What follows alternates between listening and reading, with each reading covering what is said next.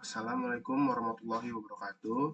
Sebelumnya, izin memperkenalkan diri, nama saya Rizda Manandar Lanjiba. Saya ingin di sini menjelaskan tentang tugas individu dalam proyek yang saya kembangkan, yang kami kembangkan. Ya, langsung saja, di sini ada laporan individu Rizda Manandar Lanjiba di dalam proyek Sistem Informasi Dashboard Integrasi Data Kampus atau Big Data dan BI.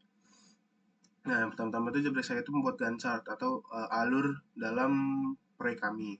Nah, di proyek kami itu terdapat selama 12 minggu, yang dimana di minggu pertama dan kedua itu kami menginisiasi dan perencanaan sekaligus untuk menganalisis kebutuhan. Nah, analisis kebutuhan ini lanjut di minggu ke-3 dan 4 sekaligus merancang sistem. Lalu di minggu kelima dan keenam itu untuk pengembangan sistem lanjut ke sampai minggu ke-7 dan 8. Nah, di 7 dan 8 juga kami melakukan pengujian dan evaluasi. Lalu di minggu ke-9 dan minggu 10 itu kami melakukan implementasi dan dokumentasi berbarengan dengan monitoring dan support. Nah, di minggu ke-11 dan minggu ke-12 itu juga lanjut ke monitoring dan support. Oke, untuk job deskripsi saya itu membuat analisis integrasi 7 professional disposition CS 2023. Nah, dalam pelaksanaan proyek sistem informasi dashboard integrasi data kampus atau big data dan business intelligence, kelompok kami berupaya tidak hanya berfokus pada pengembangan keterampilan teknis, tapi juga mengintegrasikan nilai-nilai profesional sebagaimana tercantum dalam Computing Curricula 2023. Nah, penerapan 7 disposisi profesional ini menjadi pedoman utama dalam kolaborasi tim agar proyek berjalan efektif, etis, dan bertanggung jawab. Yang pertama itu ada ethical responsibility, yang dimana tim kami berkomitmen menjaga keamanan dan kerahasiaan data kampus, terutama data akademik, keuangan, dan sumber daya manusia yang digunakan dalam proses integrasi. Nah, lalu yang kedua itu ada profesionalism dan accountability, yang dimana setiap anggota tim menjalankan peran masing-masing dengan disiplin dan tanggung jawab yang tinggi. Atau yang ketiga itu ada collaboration dan teamwork, yang dimana keberhasilan proyek ini sangat bergantung pada kerjasama yang efektif antara anggota tim. Setiap anggota berkontribusi sesuai keahliannya, seperti analisis data, desain UI UX, dashboard, dan pengelolaan data BI. Nah, yang keempat itu ada lifelong learning atau continuous learning. Nah, yang dimana dalam proyek ini, tim terus mengasah pengetahuan terkait data, ETL atau extract transform load, serta penggunaan business intelligence tools seperti Power BI dan Tableau. Oke, selanjutnya yang kelima itu ada respect for the diversity and inclusion. Yang dimana tim kami menghargai setiap perbedaan ide, pendekatan teknis, dan gaya kerja antar anggota. Nah, yang keenam itu ada communication dan interpersonal skill, di mana komunikasi menjadi kunci koordinasi dalam proyek ini. Tim kami juga menjaga komunikasi terbuka melalui laporan mingguan. Lalu itu yang ketujuh itu ada adaptability dan resilience.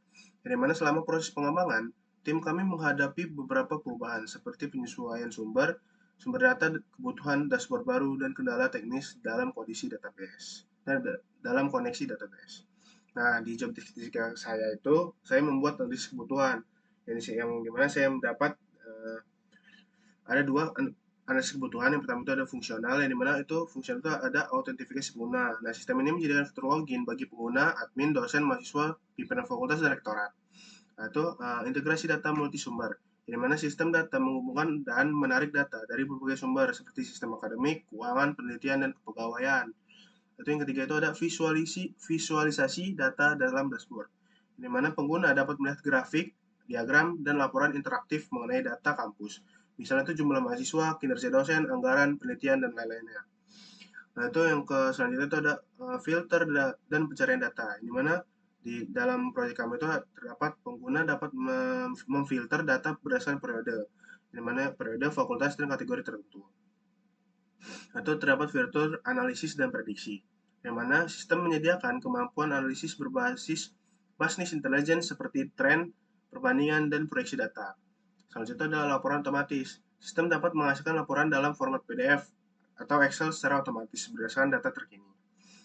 Nah, itu selanjutnya ada manajemen akses dan hak pengguna, yang dimana admin dapat mengatur hak sesuai peran pengguna untuk menjaga keamanan data.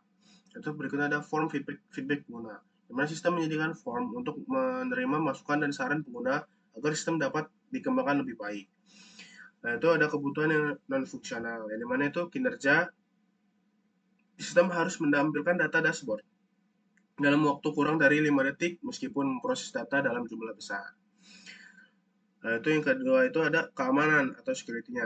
Data pengguna dan data kampus harus terenkripsi dan hanya dapat diakses oleh pihak yang berwenang.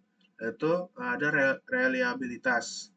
Itu sistem harus mampu beroperasi dengan tingkat ketersediaan atau availability-nya minimal 99%. Lalu itu ada usability atau kemudahan pengguna. Nah, antarmuka sistem harus sederhana, interaktif, dan mudah dipahami oleh pengguna dari berbagai kalangan.